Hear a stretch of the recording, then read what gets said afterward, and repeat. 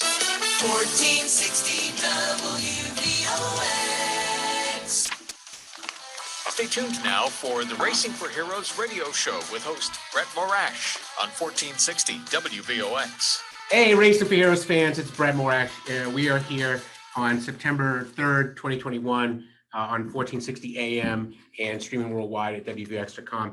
We have a couple of guests in the studio today as guest hosts, my daughter Julia and Henry Morash, who are sitting off to the side, and they're going to be helping me with today's show before they go back to prison. I'm kidding, just the high school. So anyway, all joking aside, our guests today are all talking about dogs, and in particular dogs that are helping people, whether it be in uniform or as veterans. So our first guest, though, is Master Sergeant Lindsay Thompson, who is in the U.S. Air Force active duty, joined the U.S. military in 2006, has been a military policeman virtually all of that time, and deployed to Afghanistan with a working dog named Mayo K198, which sounds like a cool movie name. So with that, though, Master Sergeant Thompson, are you online?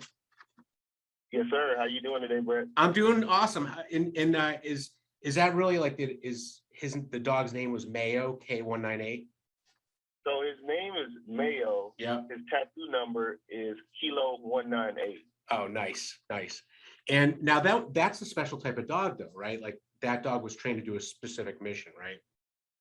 Exactly. He was trained to find explosives, apprehend, fight, capture bad guys. Oh, wow. So how would a dog capture a bad guy? So they use their eyes and their nose.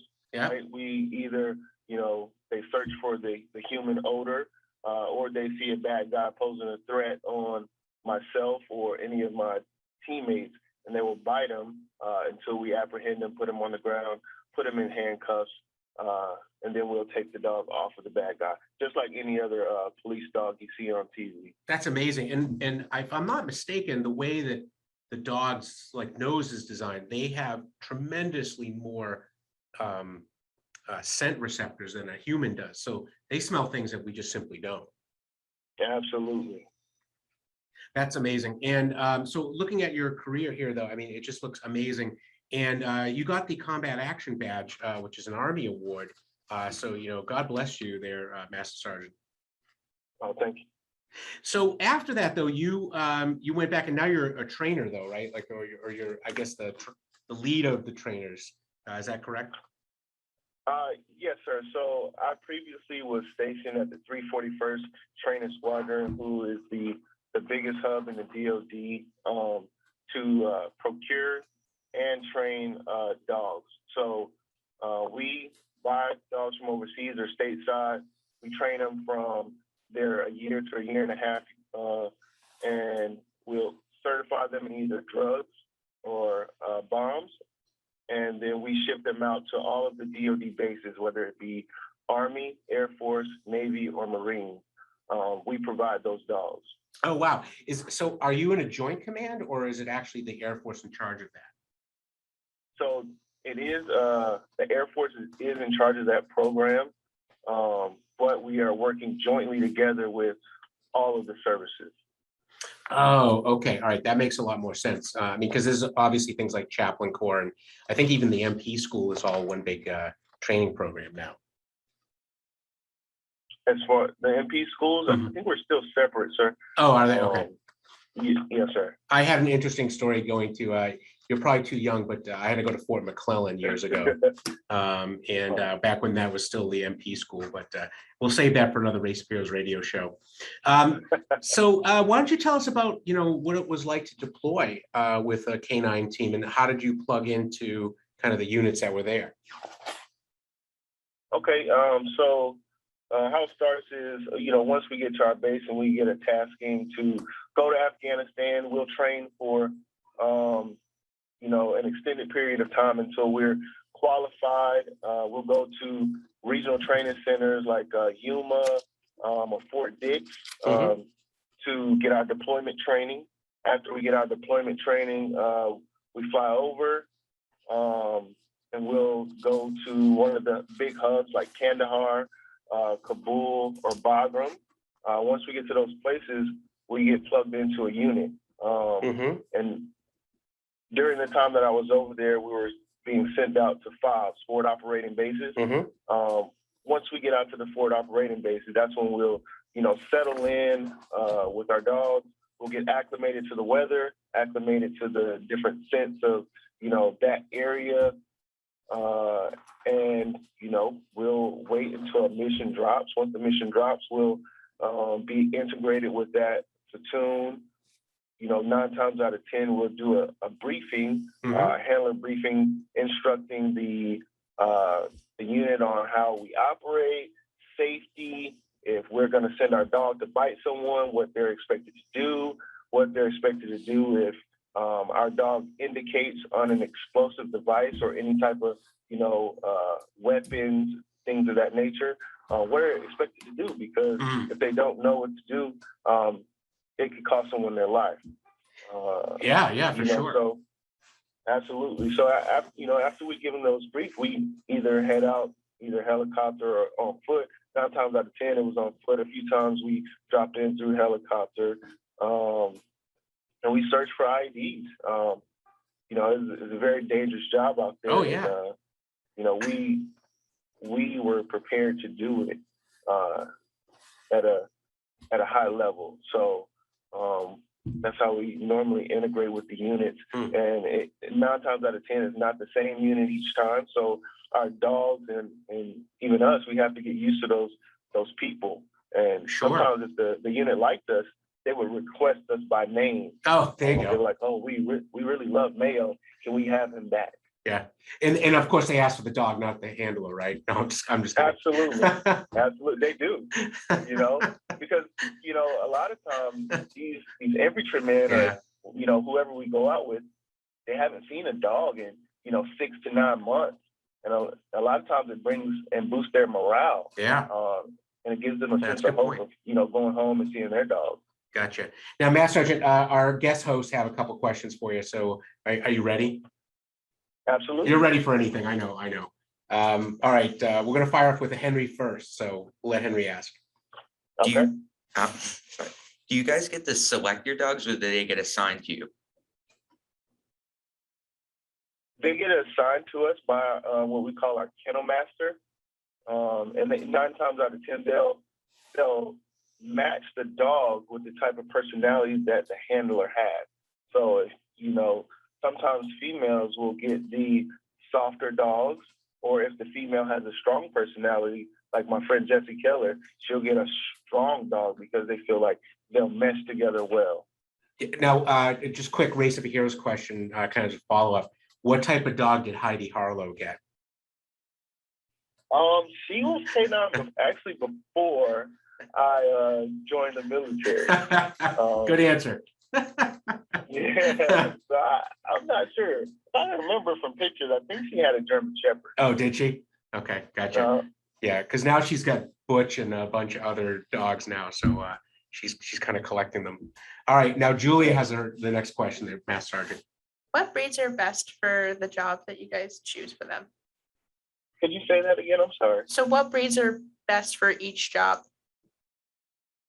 You said what? What breeds are best for what types of jobs? So my personal preference, I love the German Shepherd for finding explosives or drugs, but I love the Belgian Malinois for going out fighting and apprehending bad guys. And if I'm not mistaken, the dog that was on the Bin Laden raid, I think Conan was the name of the dog, if I'm not mistaken, it was a Belgian Malinois. Absolutely. And I don't know how much you know about that raid, but from what I was able to read on Classified is that dog ran in circles around the compound for about 2 hours nonstop, scaring the outside bad guys from coming closer. Oh, wow. I'm not privy to that information. I haven't read it, but I can tell you this, that dog could possibly do that. That's amazing. Very strange. Yeah, it was like some crazy story like that I saw online. So And then what other types of dogs do you train? I mean, are those the two types, or are you doing like the beagles for like the agriculture guys? Because I remember coming through the airport and they had the agriculture beagle. And I was sure they were going to get the spices that I had in my bag from Zanzibar. Absolutely. So the other types of dogs that we normally get are the labs. Mhm. So, and they're used with our SSD program. Mhm. If you see any other types of dogs, they're normally with TSA, Oh, not okay. the military working dog program. Gotcha. And you're training those too, is that correct?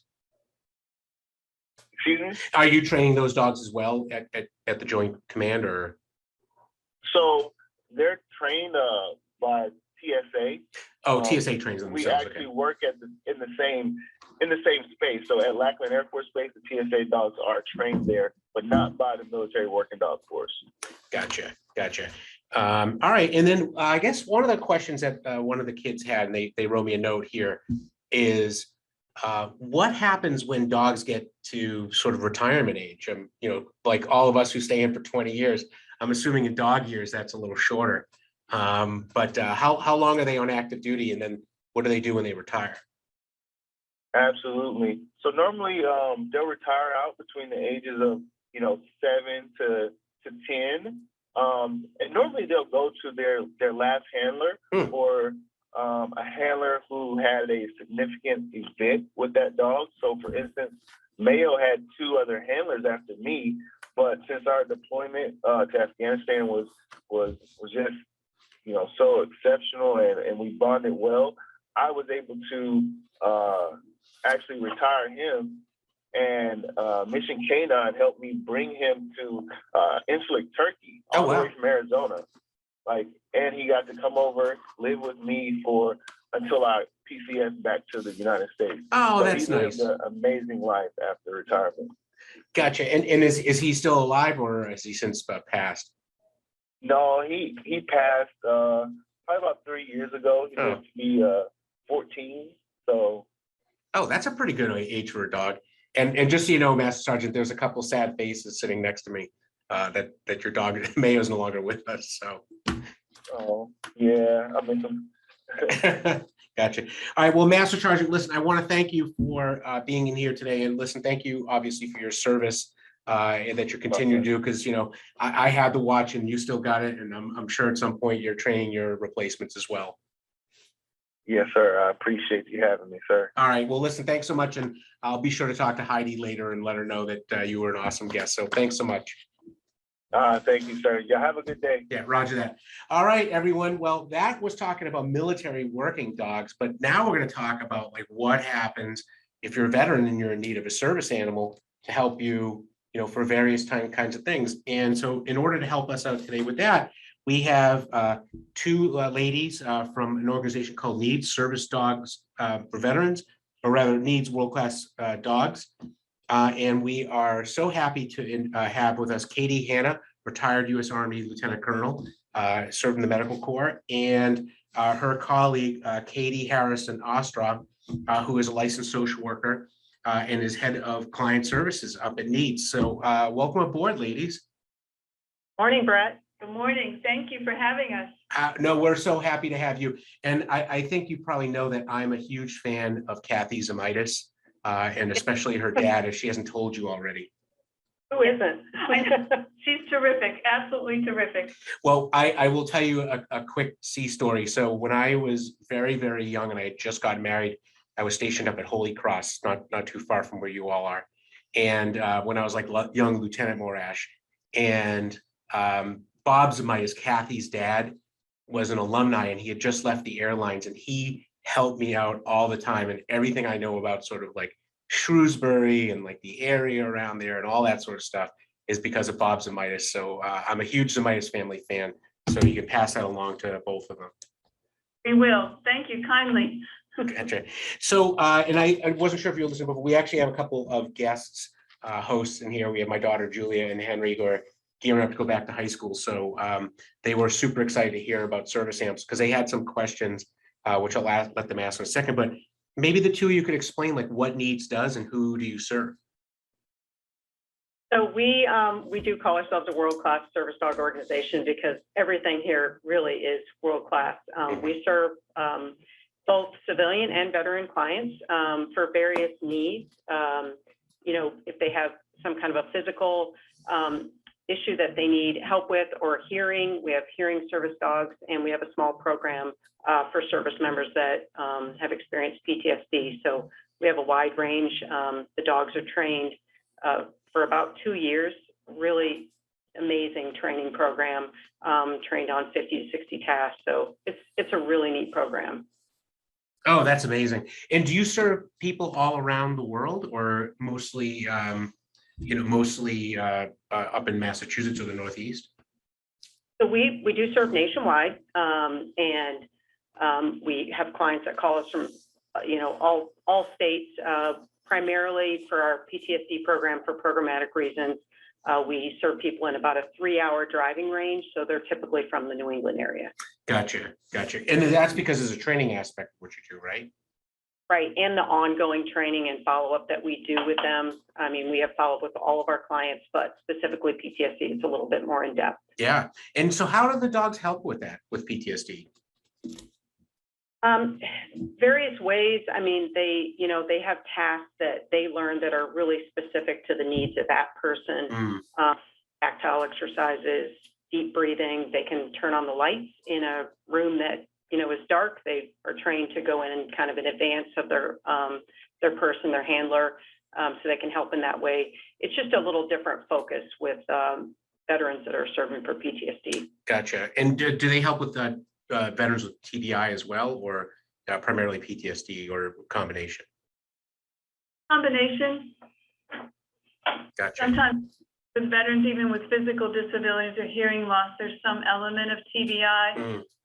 But we have to evaluate that because you have to really be able to deliver the right command in a matter of seconds and learn them. And as Katy said, there are 50 to 60 commands that our dogs are trained in that we also train our veterans in. So that's amazing. The diagnostic assessment, if you will. That's incredible. Because I was joking earlier on the radio with our morning hosts here when I was talking about this, and I was saying, like, these dogs can pretty much do everything, except I heard they cannot open a beer. Was kind of like the one thing they can't do. They can open the fridge and they can close the door too. So Yeah. That's equally as important. It is. I guess like a shotgun a beer. That's about it. But actually, our guest hosts have a question. So Julia, fire away. What exercises do you guys do to certify a dog for each job? So are you interested, Julia, in what the task work is, what the kinds of things that they do? So what tests do you put the dogs through to be able to certify them? Sure. So the dogs are trained over 2-year time, and they have to demonstrate to our trainers that they can fetch their leash, that they can pick up anything, even a credit card off a floor, and return it to the trainer. So there's a series of tasks that they learn in sequence. In fact, the very last task our service dog learns is the refrigerator command, because there's really about 5 tasks in one. Oh, wow. Yeah, it's really, there's quite a bit to that one. And for our hearing dogs, they need to reliably, religiously, consistently, if that doorbell rings, they run to the doorbell. If there's a knock on the door, they run to the door to see who's knocking and to alert their person. So, and the other thing, Julia, that they would be evaluated on is how they are in public. So that there's specific commands, obedience commands that they need to consistently always do when they're in public.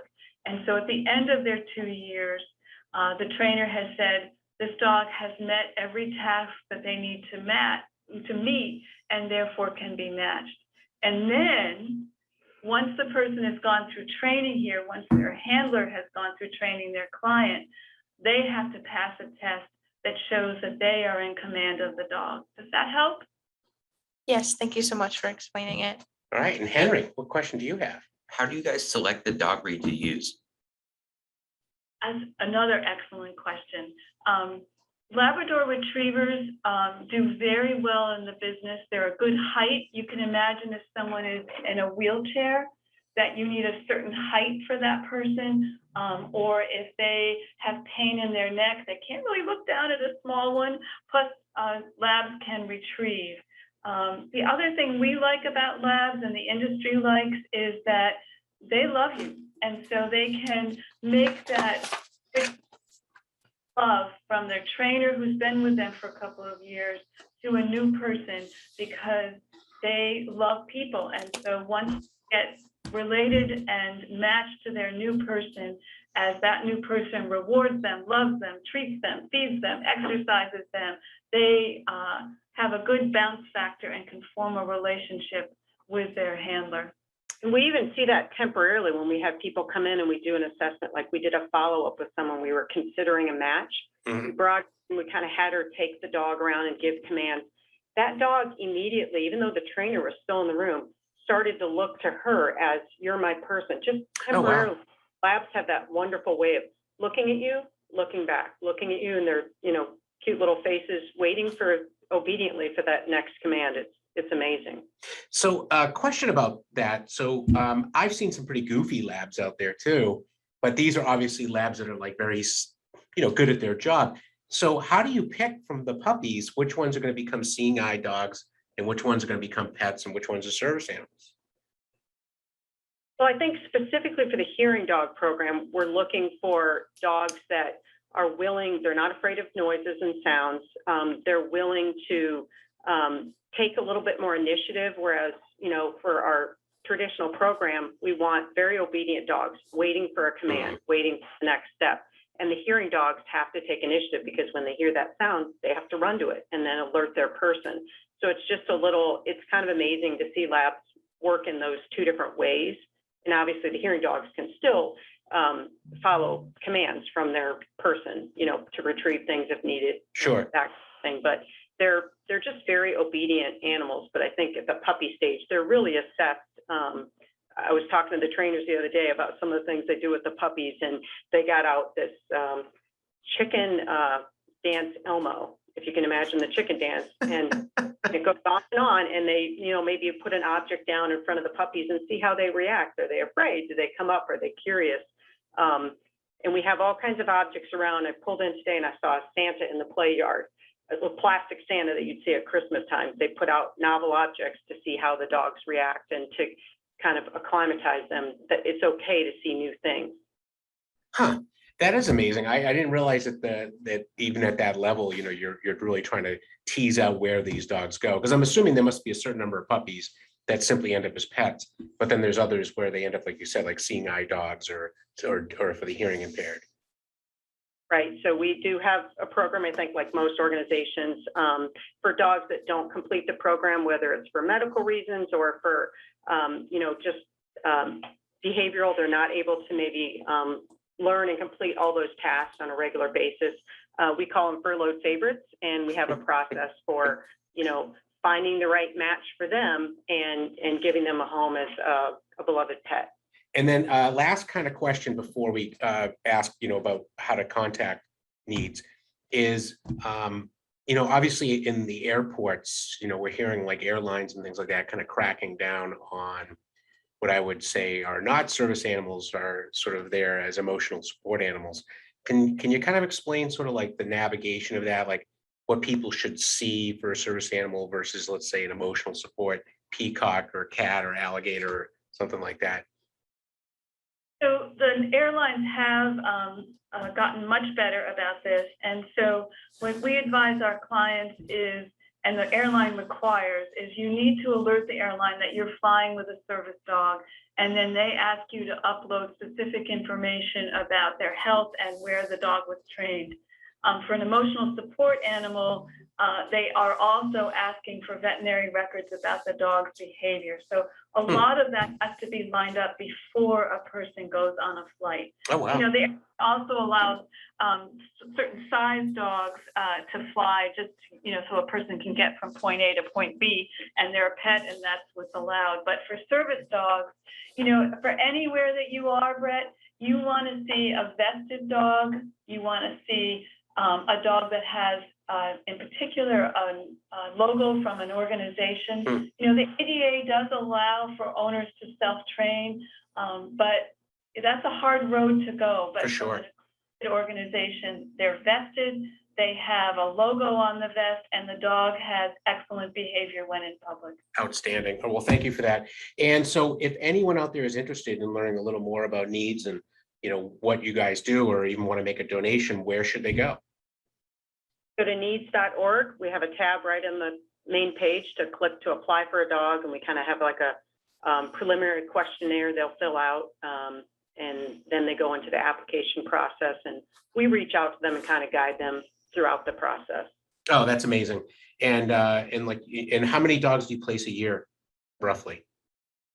When it's not COVID, we're placing about 50 dogs a year. With COVID, it's a little less than that because our supply of dogs, you know, there just weren't a lot of movement of dogs within the industry because we breed our own and we also get dogs from other service dog organizations. Gotcha. So it'll take some time, but you know, for NEADS, we serve veterans with physical disabilities and hearing loss, veterans with vision issues or who need a seeing eye dog. Would contact a seeing eye organization or a guide dog organization. And Katy, or I guess Katy squared. So listen, I want to thank both of you ladies for being here. That is the end of our show. So thank you for being on. Thank you so much, Brett. Thanks a lot, Brett. All right, everyone. And that is the end of our first year shows. So we're super glad to be here, and we will see you here next week. Take care, everyone.